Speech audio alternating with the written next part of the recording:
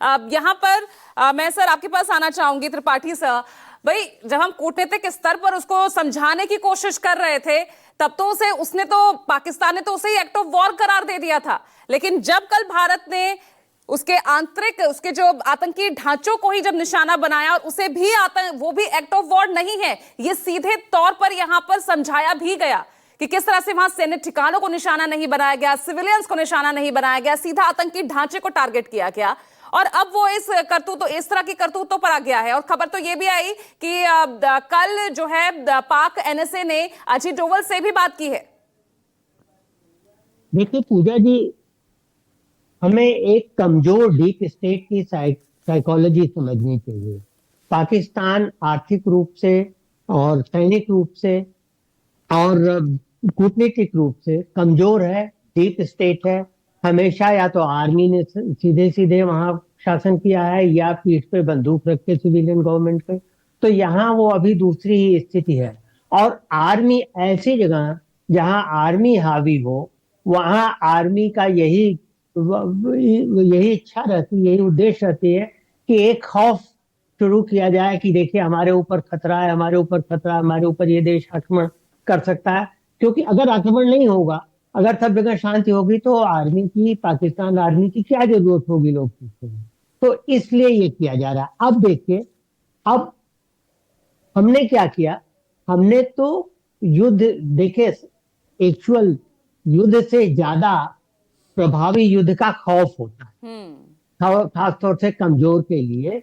किसी घटना दुर्घटना से ज्यादा प्रभावी दुर्घटना का खौफ होता है, दुर्घटना का डर होता है।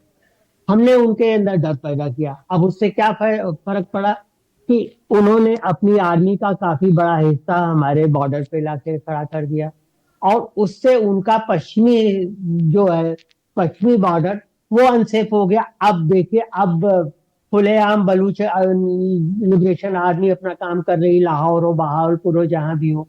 एक चीज हो गई। दूसरी चीज ये देखिए कि पाकिस्तान कहता है कि मासूम शहरियों को जाने गई।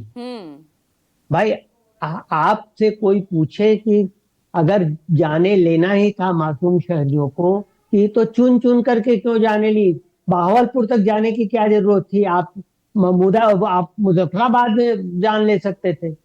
इसका मतलब कि हमने टारगेटेड स्ट्राइक की है उन्हीं लोगों की जो कि वहां पर इन्वॉल्व थे। तीसरी चीज देखिए ये है कि जो, जैसे कि हमारे पहले के वक्ताओं ने कहा, पैनलिस्ट ने, कि मिस इन्फॉर्मेशन और डिस इन्फॉर्मेशन, मैं बिल्कुल 100% उनसे तस्दीक करता हूं। क्योंकि देखिए, जो वो बता रहे हैं कि राफेल गिराया है हमने, वो आप पीआईबी फैक्ट चेक से चेक कीजिए, तो वो मोगा में, पंजाब के मोगा में 2021 में एक मिग-29 क्रैश हुआ था, उसके पिक्चर। ऐसे ही अताउल्लाह तरार, जो उनके इंफॉर्मेशन मिनिस्टर हैं या मिस इन्फॉर्मेशन मिनिस्टर हैं, वो कह रहे हैं कि इंडियन आर्मी की एक ब्रिगेड ने चोरा कैंप के पास सरेंडर कर दिया। वो देखिए तो वो एक्चुअली क्या है कि वो केपी के में, ख्वाजा पख्तूनख्वा में पाकिस्तानी आर्मी और वहां की स्टेट पुलिस के बीच में झड़प का फोटो है। लेकिन वो इसको ये कह रहे हैं, ख्वाजा आसिफ कह रहे हैं कि इंडियन सोल्जर्स कैप्चर किए गए। ये सब क्यों कर रहे हैं? देखिए, उनको अपने आवाम को बताना है कि हमने भी कुछ किया है। अगर नहीं बताएंगे तो जो फोटो आ रही है, जो ताबूत ले जाए जा रहे हैं, क्या होगा? वहां की आवाम तो उनको कच्चा चबा जाएगी। इसलिए उनको ये बताना है, देखिए हम भी कुछ कर रहे हैं, और इसीलिए इधर भभकी दे रहे हैं। डिप्लोमेटिकली भी देखिए, सुरक्षा परिषद में पाकिस्तान अभी अस्थायी सदस्य है। इस दिसंबर में उसकी सदस्यता खत्म होगी। पाकिस्तान एक प्रस्ताव ले आया भारत के खिलाफ।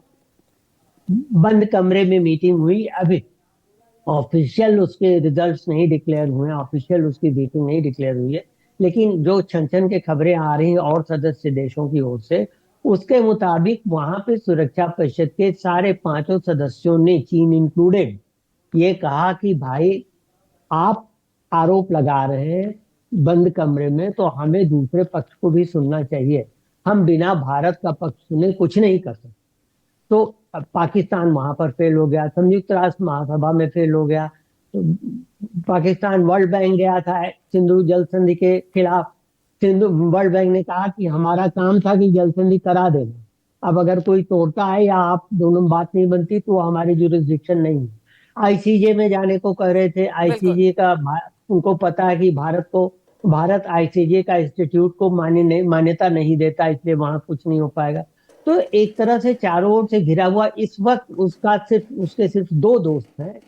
कुछ हद तक चीन, कुछ हद तक मैं कहता हूँ, क्योंकि चीन ने भी देखिए पूरी तरह से एकदम पाकिस्तान का साथ नहीं दिया, और हर हद तक तुर्की जिसका अपना कोई वक़्त नहीं है, जो सिर्फ इसलिए कि मुसलमानों को की रक्षा के नाम पे वो इस्लामिक कंट्रीज का लीडर बनना चाहता था, जो पहले 4 साल पहले आपको याद होगा पाकिस्तान ने कोशिश की थी मलेशिया और तुर्की के साथ मिलकर के एक पैरेलल इस्लामिक ऑर्गेनाइजेशन लेकिन बनाने की अपनी जो हर कोशिश। कोशिश में नाकाम साबित हो रहा है ना त्रिपाठी सर। मैं आगे आपके पास आ रही हूँ।